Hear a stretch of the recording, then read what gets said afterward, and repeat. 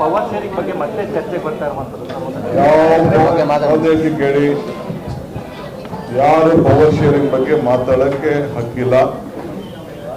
Including Ranganath, I was GC Chandrashekhar to issue notice. Power sharing ಬಗ್ಗೆ ಎಲ್ಲಿದೆ, ಎಲ್ಲಿ ಚರ್ಚೆ ಇದೆ, ನಾನೇ ಹೇಳ್ತಾ ಇದ್ದೀನಿ. Nothing to be discuss. ನಿನ್ನೆ ಸಿದ್ದರಾಮಯ್ಯನವರು ಕ್ಲಿಯರ್ ಆಗಿ ಹೇಳಿದ್ದಾರೆ. ಎಲ್ಲ ಮಾಧ್ಯಮದವರು ಬೇರೆ ರೀತಿ ಬರೀತಾ ಇದ್ದಾರೆ. No question.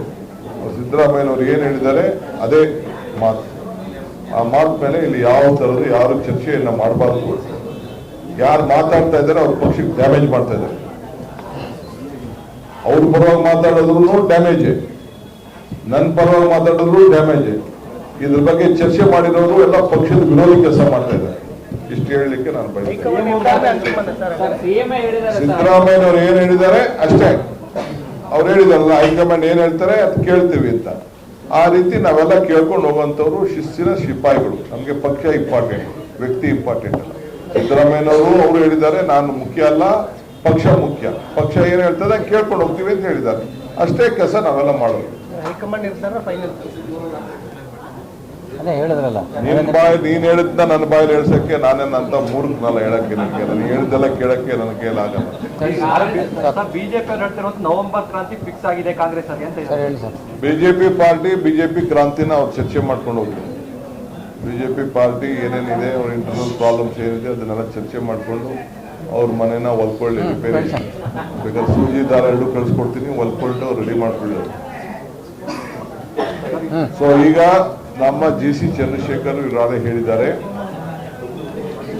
ಗಾಂಧಿ ಜ್ಯೋತಿ ಈಗ ಒಂದು ಒಳ್ಳೆ ಮುಹೂರ್ತ ನೋಡಿ ಅದು ಪ್ರಾರಂಭ ಆಗ್ತದೆ.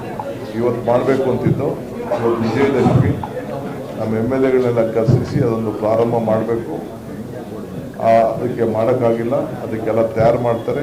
ನಾನು ಅದು ರೂಪರೇಷೆಗಳನ್ನು ಹೇಳಿದ್ದೇನೆ. 224 ಕ್ಷೇತ್ರಗಳು ಪ್ರವಾಸ ಮಾಡಬೇಕು. ಏನು ನಮ್ಮ ಫೌಂಡೇಶನ್ ಡೇ ಏನಿದೆ, ಅವ್ರ ಅಧಿಕಾರ ತೆಗೆದುಕೊಂಡಿದ್ದಾರೆ. ಏನಿದೆ 2 ತಿಂಗಳು ಇನ್ನು ಟೈಮ್ ಇದೆ ಅದಕ್ಕೆ. ಆ ಟೈಮಲ್ಲಿ 2-2.5-3 ತಿಂಗಳು ಟೈಮ್ ಇದೆ. ಅಷ್ಟರಲ್ಲಿ 224 ಕ್ಷೇತ್ರ ಕೂಡ ಪ್ರವಾಸ ಮಾಡಿಕೊಂಡು ಆ ಕಾರ್ಯಕ್ರಮ ಆಗಬೇಕು. ಜನ ರಿಸೀವ್ ಮಾಡಬೇಕು, ಸೇರಬೇಕು, ಆ ಒಂದು ವಿಚಾರ ಆಗಬೇಕು. ನಾನು ಅದಕ್ಕೊಂದು ಪುಸ್ತಕ ಕೂಡ ನಾನು ಇಂದಿನ ಗಾಂಧಿ ಭಾರತದ ಸಮಾವೇಶ ಮತ್ತು ಇವತ್ತು ನಾವು ಮಾಡಿದಂಥ ಬೆಳಗಾಂ ಸಮಾವೇಶ ಅವೆಲ್ಲ ಸೇರಿಕೊಂಡಂತೆ ನಾನು ಅದ್ರ ಬಗ್ಗೆ ಒಂದು ಲೇಖನವನ್ನು ಬರೆದು ಪುಸ್ತಕನ ಬರೆದಿದ್ದೇನೆ. ಆ ಸಂದರ್ಭದಲ್ಲಿ ಅದನ್ನು ಕೂಡ ಬಿಡುಗಡೆಯನ್ನು ಮಾಡ್ತೇವೆ. ಅಮಿತ್ ಪಾಳ್ಯರವರು ಅದಕ್ಕೆಲ್ಲ ತಯಾರು ಮಾಡಿದ್ದಾರೆ ನನ್ನ ಪುಸ್ತಕನ.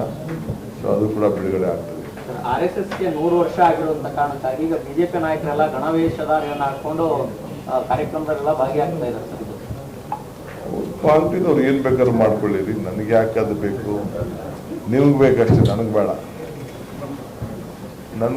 ನಾವೇನಾದ್ರು ದೇಶದ ಸ್ವಾತಂತ್ರ್ಯ ಬಂದದ್ದನ್ನ ನಾವು ಚಿಂತೆ ಮಾಡ್ತಿದ್ವಿ. ಮಹಾತ್ಮ ಗಾಂಧೀಜಿಯವರು ಹೇಳೋದು, ರಘುಪತಿ ರಾಘವ ರಾಜ ರಾಮ್ ಪತಿತ ಪಾವನ ಸೀತಾರಾಮ್ ಗಾಂಧಿ ಈಶ್ವರ ಹಲ್ಲ ದೇವೇನ.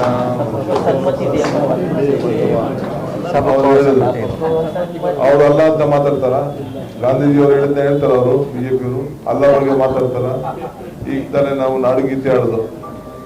ನಾಡಗೀತೆಯಲ್ಲಿ ಏನಿದೆ?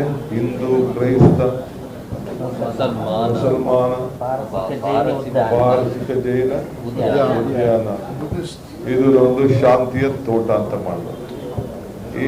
ಅವರು ತಪ್ಪಿಸ್ಕೋಬಹುದು. ಈ ಹಾರ್ಟ್ ಇದೆಯಲ್ಲ, ಈ ಹಾರ್ಟ್ ಅಲ್ಲಿ, ನಾಲ್ಗೆಯಲ್ಲಿ ಅದನ್ನ ನಾವು ಫೌಂಡೇಶನ್ ಹಾಕ್ಬಿಟ್ಟಿದೀವಿ ಈ ದೇಶಕ್ಕೆ.